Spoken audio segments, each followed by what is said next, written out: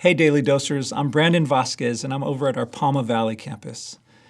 Thanks for joining us today as we continue on in our series, Dream Killers. For some of us, silence is uncomfortable. It can make you feel lonely and defeated.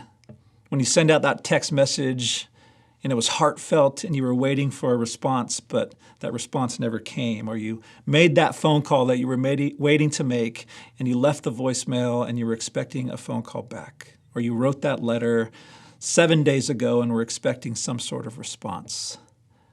That stuff can be frustrating. But what if that silence is coming from God? What does that mean? Where does that leave us? How does that make us feel? Silence is uncomfortable for most of us.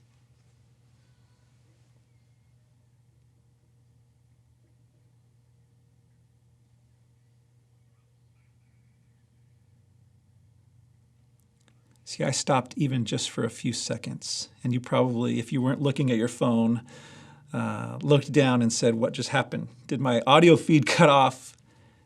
Did something mess up with the video? And it probably didn't make you feel super comfortable, and you're like, what's going on? We're not used to the silence. In Psalm 22:2, it says these words, "My God, I cry out by day, but you do not answer."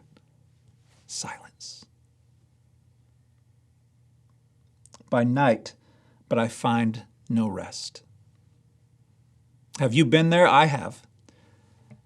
Where I'm waiting for God to answer me somehow, some way.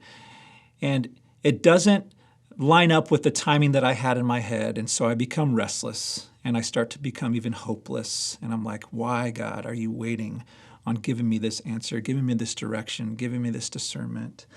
For the first 37 chapters in the book of Job, that man waited for something from God. His life was literally falling apart. His family was being torn to shreds. Everything that he had was just kind of going up in flames, literally. But yet nothing from God. Maybe your wait hasn't been 37 chapters, or maybe it has been. It's felt like that. Maybe it's been a few hours, or maybe it's been a few days or months, or maybe it's been years, or even a lifetime. And you've come to a point with God where you're like, man, if you don't answer me soon, then something's going to happen. How do we stay faithful in the silence? We listen and we remain. Well, that doesn't make sense. How do you listen to something that you can't hear?